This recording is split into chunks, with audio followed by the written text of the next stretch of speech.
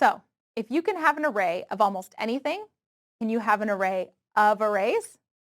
Sure you can. It's called a 2D array.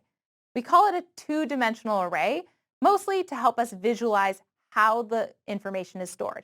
And we generally visualize it like this, like a grid. Take a regular array, for example. We have a single line of data, but now each one of those places where the data could be stores its own series of data. So you get a sort of grid-like structure.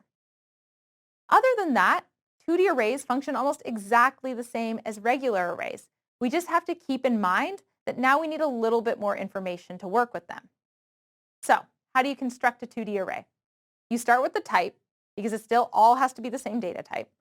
And then you have a set of square brackets like before, but then you have another set of square brackets, meaning an array of int arrays, for example.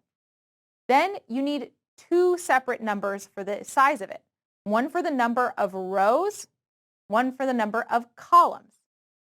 Java actually doesn't understand rows versus columns. We use this for us humans to better understand it. Here's how you access an individual element within the 2D array. In the 1D array, you only needed one piece of information, the index. But in a 2D array, you need two separate numbers, the row and the column. You can sort of think of it like a coordinate system. So if you use one for loop to loop over a 1D array, well, you've got to use two for loops to loop over a 2D array. You start with an outer for loop, and the outer for loop should run over how many rows of your array there are, meaning they're going to run over the name of your array dot length, just like you normally would.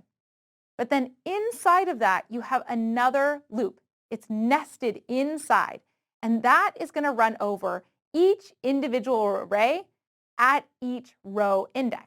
So these are going to be your columns. Traditionally, you'll see the outer array's for loop variable named I, like we usually do, and then its inner for loop variable named J, just because we like single letter names. However, when you're first getting started, it might be easier for you to use the names rows and columns so you really understand what's going on. Then inside the for loop, inside the inner for loop, we can access each individual element at row I, column J.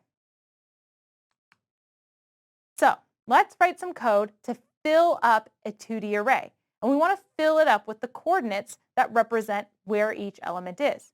So I'm going to start with a 2D array of type string, because that's what I'm going to use to represent my coordinate system. Again, you can have 2D arrays of anything. Then I have an outer for loop that's going to run for each individual row. And I know I'm going to start my rows counting at 0, and then the next row is going to be 1, and then the next row is going to be 2. Then my inner for loop, that's going to be my columns. And again, those also start at 0, and then they count from 0 to 1 to 2, and then repeat for each individual row. So here's how I would add each of those pieces of information into each individual index of the 2D array. 2D arrays give you a lot more options in how you're going to visualize your data. But keep in mind, they're generally just the same as arrays. As long as you know where you are in the coordinate system, you can master 2D arrays.